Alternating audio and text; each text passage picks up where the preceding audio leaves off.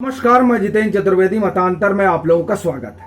कांग्रेस में बड़ी हलचल है, लेकिन मैं जिस हलचल की बात कर रहा हूं उसकी वजह ईडी तो कतई नहीं है और ना ही सोनिया गांधी को जो सम्मन हुआ है वो है। फिर आप कहेंगे कि क्या वजह है कि कांग्रेस में बड़ी भारी जो है घमासान है। उस घमासान की वजह झारखंड है। अब आपके दिमाग में फिर सवाल उठेगा कि साहब झारखंड में ऐसा क्या होने जा रहा है कि जिससे कांग्रेस को कोई फर्क पड़ेगा। तो देखिए, मामला सिर्फ झारखंड का नहीं है। चर्चा यह है कि वहां महाराष्ट्र दोहराया जा सकता है। तो आप कहेंगे कि महाराष्ट्र वहां दोहराया जाएगा तो उसमें कांग्रेस को क्या समस्या है? सरकार हेमंत सोरेन की है। ये बात है कि वहां गठबंधन में सरकार है, लेकिन उस गठबंधन के टूटने से और सरकार गिरने से कांग्रेस को ज्यादा चिंता क्यों है? चिंता तो सबसे ज्यादा होनी चाहिए हेमंत सोरेन को। तो देखिए, इसके पीछे की एक कहानी है और वो कहानी खाली झारखंड तक ही सीमित नहीं है। हुआ क्या है कि ये जो राष्ट्रपति का चुनाव हुआ है, इस चुनाव में अगर किसी को सबसे ज्यादा परेशानी हुई है तो वो कांग्रेस है। अब ये सवाल होगा कि कांग्रेस को क्यों हुई है? तो देखिए, क्रॉस वोटिंग चाहे छत्तीसगढ़ हो, चाहे मध्य प्रदेश हो, चाहे राजस्थान हो, चाहे गुजरात हो, चाहे तेलंगाना हो, चाहे असम हो, तमाम जगहों से क्रॉस वोटिंग की खबरें आ रही हैं। और उन क्रॉस वोटिंग की खबरों में जो सबसे प्रोमिनेंट पार्टी दिखाई दे रही है, खबरों की अगर माने, तो वो कांग्रेस है। एक बात। दूसरी बात, वैसे भी ऐसा लगता है कि कांग्रेस के तमाम विधायकों को अब कांग्रेस के भीतर अपना भविष्य दिखाई नहीं दे रहा है। तो उन्होंने दरअसल इस राष्ट्रपति चुनाव के जरिए एक संकेत दिया अपने आला कमान को कि हम क्या करना चाहते हैं। और वो जो क्या करना चाहते हैं, इस संकेत ने उस कांग्रेस को हिला दिया जो एक मोमेंटम बनाना चाह रही है।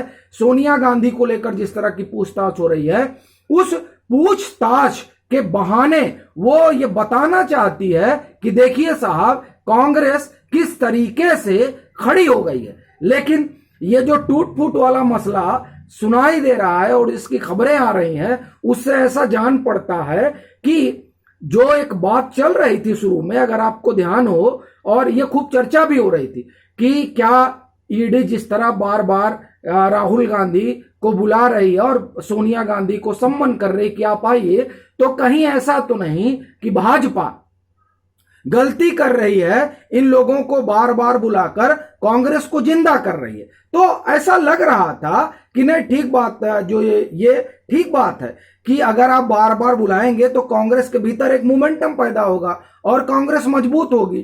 तब उस पर एक तर्क आया कि नहीं, भाजपा भी ये चाहती है कि कांग्रेस थोड़ा मजबूत हो। लेकिन अब ऐसा लग रहा है कि ये मजबूती कांग्रेस में तब आती जब शीर्ष नेतृत्व ढुलमुल नहीं होता।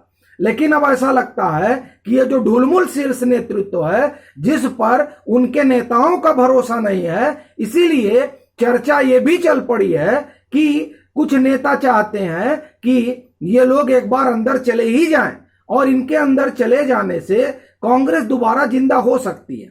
बहरहाल, बात जो भी हो, लेकिन एक बात तो स्पष्ट है कि इनका, या हम कहें कि किसी भी जो नेता है, उस नेता की सबसे बड़ी पूंजी होती है उसका चेहरा।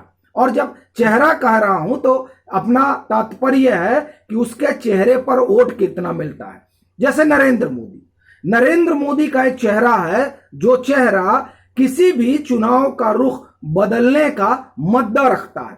अब उस तरह का औरा गांधी परिवार का नहीं रह गया है कि वो किसी भी चुनाव की दिशा और दशा को अपने चेहरे पर बदल दे। अब वो निर्भर किस पर है? क्षेत्रीय छत्रप पर। इसीलिए आप देखिए कि क्षेत्रीय छत्रप भी जो है, अब उनको आंख दिखाते हैं। अशोक गहलोत को हटाने की बड़ी कोशिश हुई, जो खेमेबाजी है कांग्रेस के भीतर, लेकिन हिला नहीं पाए वो अशोक गहलोत को। भूपेश बघेल वाले मामले में भी यही है।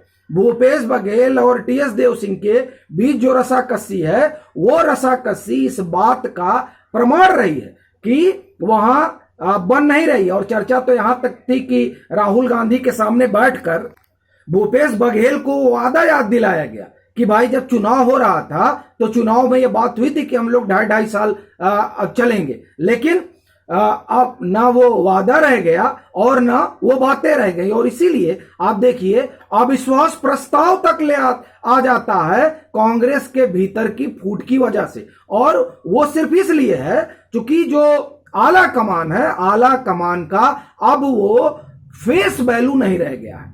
तो अब वो रह नहीं गया है, ईडी इधर जो है धड़ पकड़ में लगी हुई है, तो पार्टी मजबूत होने की बजाय और बिखर रही है।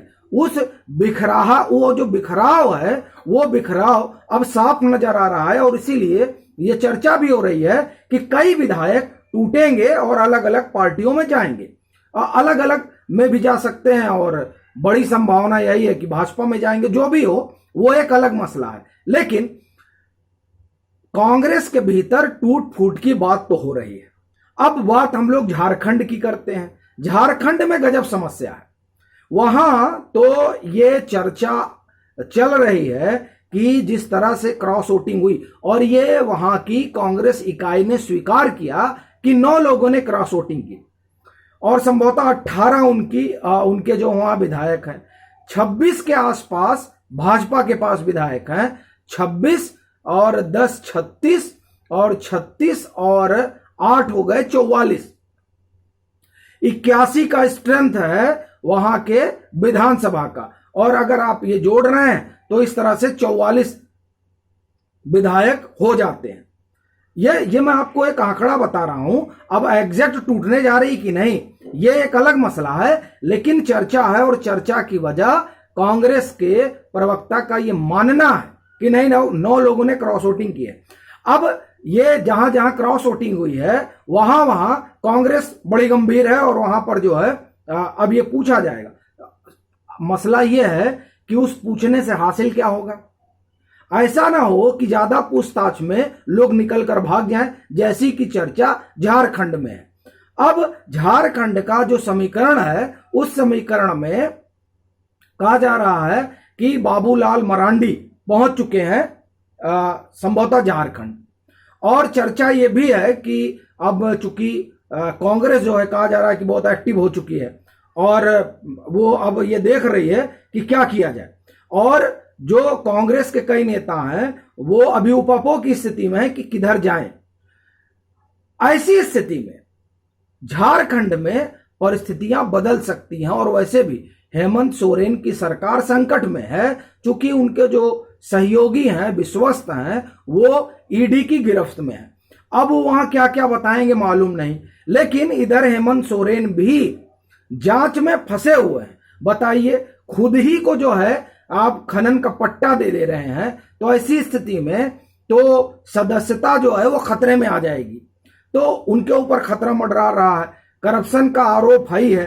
तो ऐसी स्थिति में इस सरकार का क्या होगा, ये एक बड़ा सवाल है। और वैसे भी कांग्रेस, और अगर आप झारखंड मुक्ति मोर्चा की बात करिए तो इनके संबंधों में समय समय पर खटास होती रही है, और अब जो परिस्थितियां बनी हैं उन परिस्थितियों में कांग्रेस को भी संभवतः, जो वहां कांग्रेस के विधायक हैं, उनको भी लगता है कि अब हेमंत सोरेन के साथ खड़े रहने में अब वो ज्यादा दिन तो आगे कुछ जाने वाला नहीं है, क्योंकि जांच जो चल रही है उस जांच में जिस दिन हेमंत सोरेन पर आप ये समझिए कि कार्रवाई हुई, उस दिन मामला जो है हाथ से निकल जाएगा। और अभी चुनाव आयोग वाला मसला ही है, तो उनके लिए तो कठिन दौर है, और उस कठिन दौर में कांग्रेस अपने लिए, या हम ये कहें कि कांग्रेस के विधायक जो चर्चा है, अपने लिए एक ठौर तलाश रहे हैं। अब वो ठौर भाजपा होगा या कोई और पार्टी होगी। तो अगर आप झारखंड में देखिए तो भाजपा के अलावा तो नहीं लगता कि कोई और है जो सरकार बनाने की स्थिति में है, तो जाहिर तौर पर ठौर जो है वो स्वाभाविक रूप से भाजपा होगी। तो क्या वाकई में झारखंड में ऐसा कोई बदलाव होने जा रहा है, ये देखने वाली बात होगी। लेकिन चर्चा ऑपरेशन लोटस की खूब है, और उसके पीछे की वजह वहां पर चल रही जांच एक, और दूसरा क्रॉस वोटिंग का खेल, और तीसरा कांग्रेस का कमजोर होता नेतृत्व। ये 3-4 कारणों की वजह से ये माना जा रहा है